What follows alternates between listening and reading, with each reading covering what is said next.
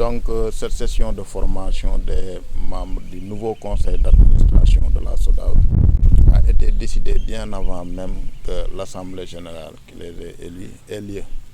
C'est-à-dire parce qu'on savait qu'il y avait cette nécessité aussi pour tout nouveau administrateur d'être assez outillé pour pouvoir s'acquitter convenablement de la mission qui lui échoit. Donc, à ce titre, nous nous sommes dit que certes, il y en a qui étaient déjà avec nous dans l'ancien conseil d'administration, mais les nouveaux aussi devaient être mis à niveau de sorte qu'ils puissent vraiment s'acquitter des missions qui leur sont dévolues. Et quelles sont ces missions? Contrôle de la société, parce que vous voyez, contrôle de l'activité du directeur gérant de la société, définir des politiques de développement pour la société, mais tout cela requiert au préalable qu'on comprenne la matière principale sur laquelle évolue la société, c'est-à-dire le droit d'auteur et les droits voisins, et comment également fonctionne le type de société qui caractérise la SODAV, qui est un peu unique et spécifique au Sénégal, c'est-à-dire une société de gestion collective du droit d'auteur et des droits voisins. Donc cela a été fait, ce qui fait que donc il y a une session de formation qui a été initiée, qui portait sur 3 jours, et chaque jour portait sur un thème bien défini. Il y avait le premier jour qui portait sur tout ce qui est principes généraux du droit d'auteur et des droits voisins. Bien sûr, on a discuté des nouvelles problématiques, des perspectives et des prospectives, l'intelligence artificielle et tout. Ensuite, il y a eu la gestion collective du droit d'auteur et des droits voisins que j'ai fait moi-même. J'ai oublié de dire que le premier jour, le thème a été traité par M. Abdou Aziz Dieng, qui est expert de l'OMPI, ancien président du comité permanent de l'OMPI. Et le deuxième jour, le thème porté sur la gestion collective du droit d'auteur et des droits voisins, que moi, en tant que directeur gérant, j'ai eu à faire, parce qu'il fallait que les gens comprennent quelles sont les spécificités de notre métier, quelles sont les spécificités d'une société comme la SODAV qui est unique au Sénégal. C'était important pour les administrateurs de le comprendre. C'est vrai que nous partageons certains principes avec les autres sociétés, mais on a nos particularités.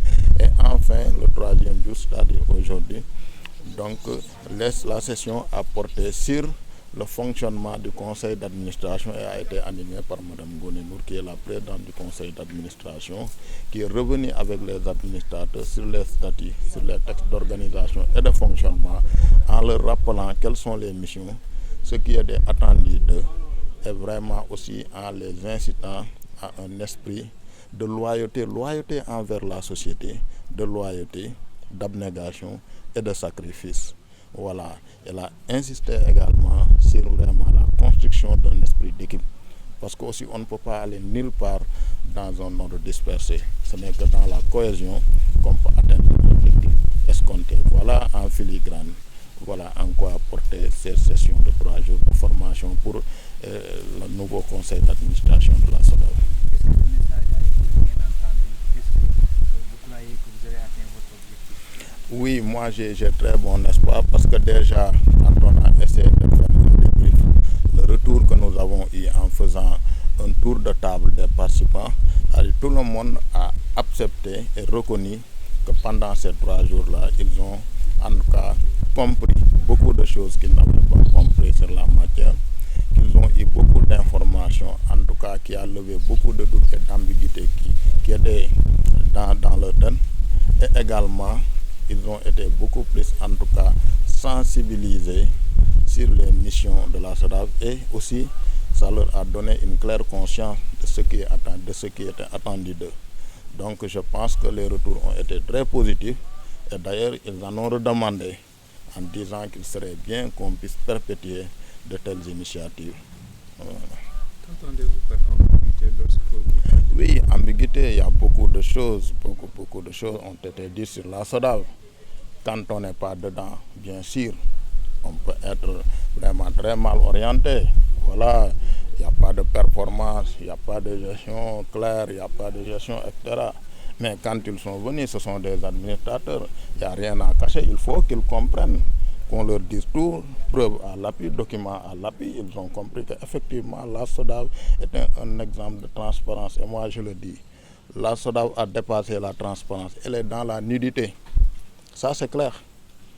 Parce que la manière dont nous organisons nos assemblées générales, il n'y a aucune société publique ou privée de ce pays qui le fait. Nous nous mettons à nu, en exposant tout dans les moindres détails, Et je pense que le rapport, tous les organes de presse écrits en ligne reçoivent cela dans la salle. Les questions sont là. Je pense qu'il n'y a que la SODAV qui organise son assemblée générale comme elle le fait dans ce pays-là. Et quel que soit le type de société, publique, privée ou parapublique ou agence nationale, je pense que de votre mémoire de journaliste, vous pouvez au moins attester de cela. Vraiment, je suis très contente et fière aussi d'être aujourd'hui dans ce conseil d'administration en tant qu'actrice comédienne dans le collège de l'audiovisuel, que je représente les acteurs et comédiennes. Donc cet atelier de 3 jours qu'on a fait, une formation de mise en niveau, j'en ai appris beaucoup de choses parce qu'il y a beaucoup de choses que je ne maîtrisais pas, notamment les droits patrimoniaux, les droits moraux, tout ça. Et sur la copie privée aussi, les ayants droit sur comment dirais-je encore, les droits voisins et tout ça, c'est ces droits voisins qui nous intéressent le plus, nous les interprètes qui sont là aujourd'hui, parce qu'il y a beaucoup qui sont là, qui ont beaucoup joué sur des pièces de théâtre, qui ont fait beaucoup de films et qui n'ont jamais eu percevoir quelque chose. Donc avec l'arrivée de la copie privée, on aura les droits voisins et c'est ce qui nous a poussé, moi-même, c'est ce qui m'a poussé vraiment à me présenter pour entrer dans ce conseil d'administration. Et durant les 3 jours, j'ai appris beaucoup de choses, notamment notre formateur Aziz Dien, que je remercie beaucoup.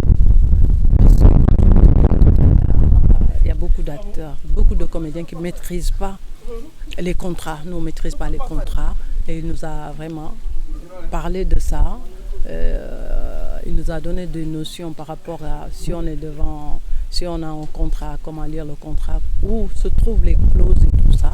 Et il reste beaucoup parce que je les ai demandé de nous aider vraiment à être formés dans ce domaine-là, qu'on ne maîtrise pas, nous les acteurs, nous les comédiens, parce que si toutefois qu'il y a un contrat, c'est la somme d'argent qu'on va, la rémunération, qu'est-ce que je vais avoir. Voilà, quand on écrit 5 millions, 10 millions, nous, c'est l'argent qui nous intéresse. On ne regarde pas les intérêts qu'on peut avoir après, durant 20 ans ou 50 ans, les revenus qu'on peut y avoir. Donc ça aussi c'est bien. Il y a aussi notre directeur Bacheli aussi.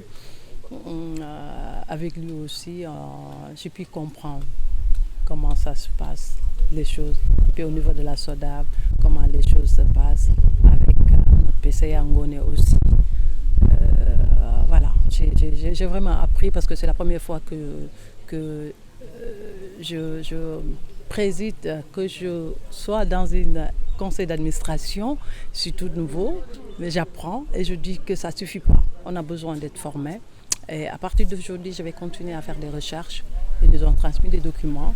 Je vais continuer à lire, à faire des recherches pour pouvoir mieux comprendre, pour pouvoir maîtriser, comment dirais-je encore, pouvoir maîtriser les...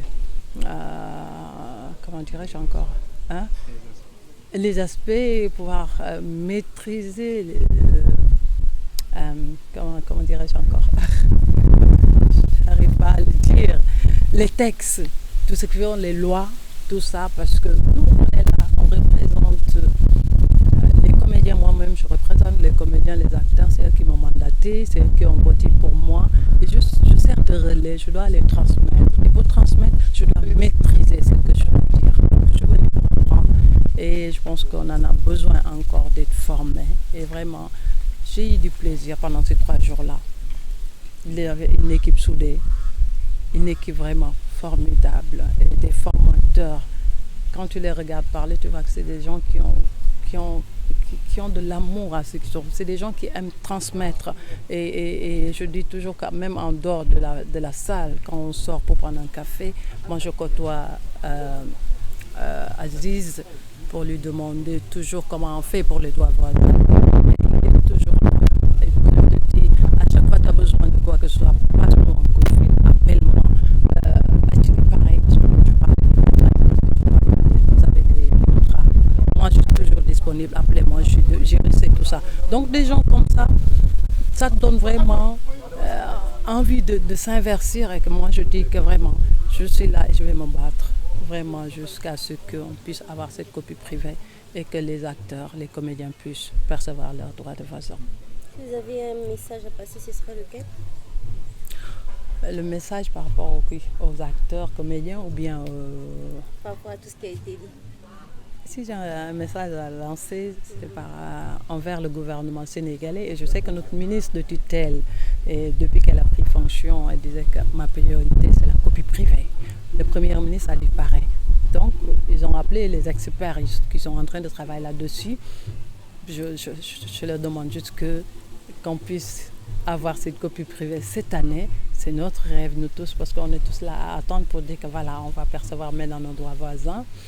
Et l'appel que je fais aussi, c'est par rapport aux acteurs comédiens, à tous les artistes même, parce qu'il y en a qui n'ont pas encore adhéré à la SODAV, soit disant que ça ne me rapporte rien. Ça ne me rapporte rien, donc je ne vais pas y aller. Si je m'inscris là-bas aussi, je ne vais pas percevoir. Donc moi, je les lance un appel pour leur dire que après cette formation, moi j'ai compris, j'ai appris beaucoup de choses. Donc c'est à nous d'aller transmettre pour que ces gens-là puissent venir s'inscrire et vraiment de percevoir leurs droits.